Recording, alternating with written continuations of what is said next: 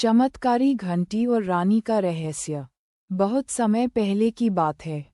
आर्यावर्त नाम का एक विशाल और समृद्ध राज्य था। चारों ओर हरे भरे खेत, चमकते महल और खुशहाल प्रजा रहती थी। इस राज्य के राजा विक्रमादित्य बहुत ही न्यायप्रिय और वीर थे। उनके पास धन दौलत, सेना और सम्मान की कोई कमी नहीं थी, लेकिन उनके जीवन में एक खालीपन था। वर्षों बीत चुके थे, पर राजा का विवाह नहीं हुआ था। मंत्री और प्रजा चाहते थे कि राजा विवाह करें, ताकि राज्य को एक रानी मिले। राजा मन से तैयार नहीं होते थे।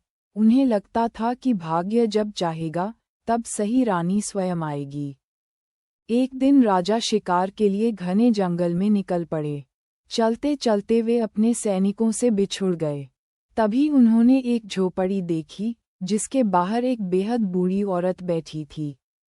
उसके बाल सफ़ेद थे, चेहरा झुर्रियों से भरा था, लेकिन आंखों में अजीब सी चमक थी।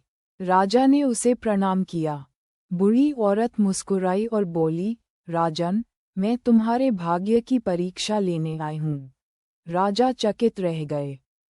तभी उस बूढ़ी औरत ने अपने थैले से एक चमत्कारी घंटी निकाली। बूढ़ी औरत ने कहा, ये साधारण घंटी नहीं है। इसे बजाने से पहले जो इच्छा सच्चे मन से मांगी जाए, वह अवश्य पूरी होती है। लेकिन ध्यान रहे, ये घंटी लालच और अन्याय सहन नहीं करती। राजा ने घंटी को हाथ में लिया। उसे हल्की सी ध्वनि सुनाई दी, मानो कोई चेतावनी हो। राजा ने घंटी लेने से पहले पूछा, माता, आप यह मुझे क्यों दे रही हैं? बूढ़ी औरत बोली, क्योंकि तुम्हारा दिल साफ है, लेकिन तुम्हारी परीक्षा अभी बाकी है। इतना कहकर वह अचानक अदृश्य हो गई। राजा महल लौटे और घंटी को सुरक्षित कक्ष में रख दिया। अगले दिन राज्य में अकाल की खबर आई। राजा ने पहली बार घंटी बजाई और प्रजा के लिए अन्न मांगा। तुरंत ही राज्य के भंडार अनाज से भर गए। फिर उन्होंने बीमारों के लिए औषधि मांगी और वैद्य स्वयं महल पहुंच गए। धीरे धीरे राजा को समझ आ गया कि घंटी सच में चमत्कारी है। लेकिन उन्होंने कभी अपने सुख के लिए घंटी का प्रयोग नहीं किया। एक रात वही बूढ़ी औरत महल में प्रकट हुई। इस बार उसने कहा, राजन, अब तुम्हारी अंतिम परीक्षा है। क्या तुम मुझे अपनी रानी बनाओगे? पूरी सभा स्तब्ध रह गई। मंत्री घबरा गए। राजा कुछ पल चुप रहे।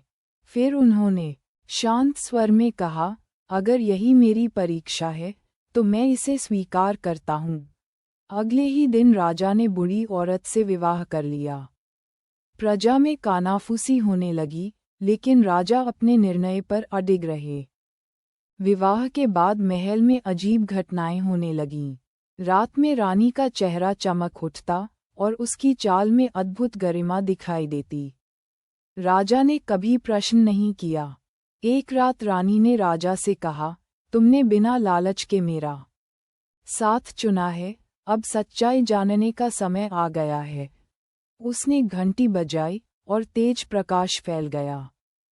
प्रकाश शांत होते ही बूढ़ी औरत एक अत्यंत सुंदर, दिव्य स्त्री में बदल गई।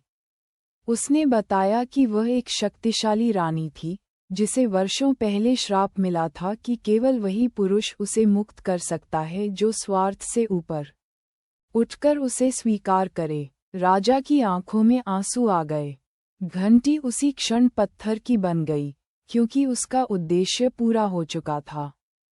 राजा और रानी ने मिलकर राज्य को नई ऊंचाइयों पर पहुंचाया। प्रजा पहले से अधिक सुखी हो गई। राजा ने घोषणा की कि सच्ची शक्ति जादू में नहीं, बल्कि त्याग, धैर्य और अच्छे कर्मों में होती है।